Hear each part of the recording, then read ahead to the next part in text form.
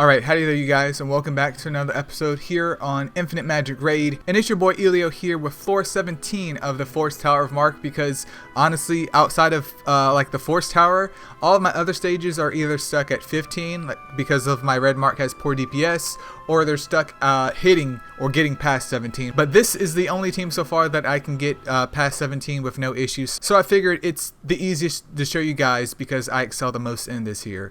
But once again, we're rocking a main DPS. That's going to be Sia right here, followed by my Awaken 2 Reliant. There's also an Awaken 3 Oakman. My holder is Awaken 1, and I also have a Awaken 1 Liz. So you don't need your units to be super high because you're kind of relying on your DPS at this point. I'm not saying for all of the Tower of Mark.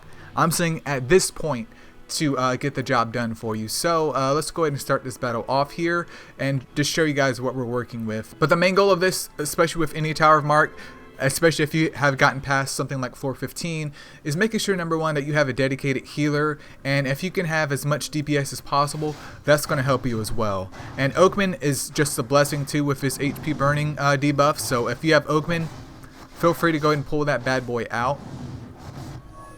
But as we can see, no problems here. And I mean, if you're rocking a A5 holder, I can't imagine much difficulty here either. But if you were doing this manually, obviously trying to take out that space first will be ideal, followed by the Valentines, and then you can leave, what's his name, Lutz? Or Lutz for last, because he just decreases speed. Other than that, that dude, in my opinion, kind of sucks.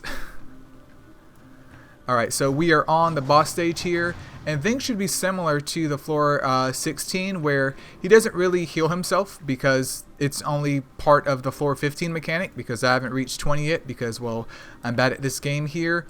But we are faced against Elena and also Greta. Greta hits like a butt cheek on a stick. Elena can steal your buffs, but I mean, her damage is so-and-so, so taking Greta out as soon as possible may be your best bet if, you know, DPS is a big issue for your squad at this point in time, which once again will kind of take time of investing into your characters. But we have that going on here. It looks like she actually healed him, so let's see if we can get her out of here too.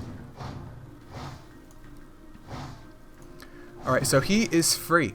He is absolutely free. And there goes Sia doing a little bit of damage to him.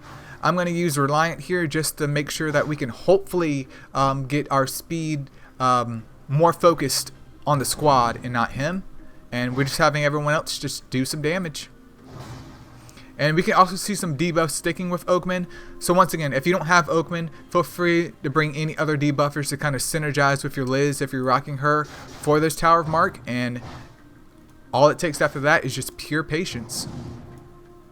And I'm just doing basic moves. I don't technically have to, but I'm just here hanging out. Ooh, that got him good. Not super spicy, but that got him good. Oh, we got another stack from Liz too. I'm just going to go and take him out. Now, I understand you guys are going to be like, Elio, I don't have a Sia. I understand. I'm sure you guys have a lot more or a lot better DPS as well. I could definitely see another unit like Slackdo being in here. I can't think of the other guys right off the top of my head, but let me go back to the adjust lineup. But once again, having Liz as your staple healer makes sense. You could also bring in, let's see, I didn't know you could do that, but let's say you don't have Sia. Let's say that. You could also bring in Hardak. Even though they nerfed him, he's still great. You could also bring in Lester. That way it kind of synergizes with Hardak and Holder, because he can apply defense down to whatever that you're fighting to help make that fight more stable. And you can also bring in good old Slackdo if you have Slackdo. Like, you definitely have access to a lot of different units here. And if you're still lacking on DPS, you could technically drop Reliant as long as someone is A5 or they have a very high speed stat, and bring in Eden. And Eden's main selling point here is just to do the attack up to kind of help your DPS clear out that stage. Because taking out Greta first, followed by Elena, so basically how 9000, even though they call him stuff different, is by himself. So you can focus on DPSing him down, and with the staggered killing of Greta on one turn and then Elena the next turn, means hopefully when they respawn, Greta is coming out first, so you can once again nuke her. Elena comes out once again, nuke her, and you're free to finish off the boss. But hopefully the video helped you guys. If you have any more suggestions of what you want to see, feel free to leave that in the comments below. And yeah, I'll see you guys in the next one. Peace out.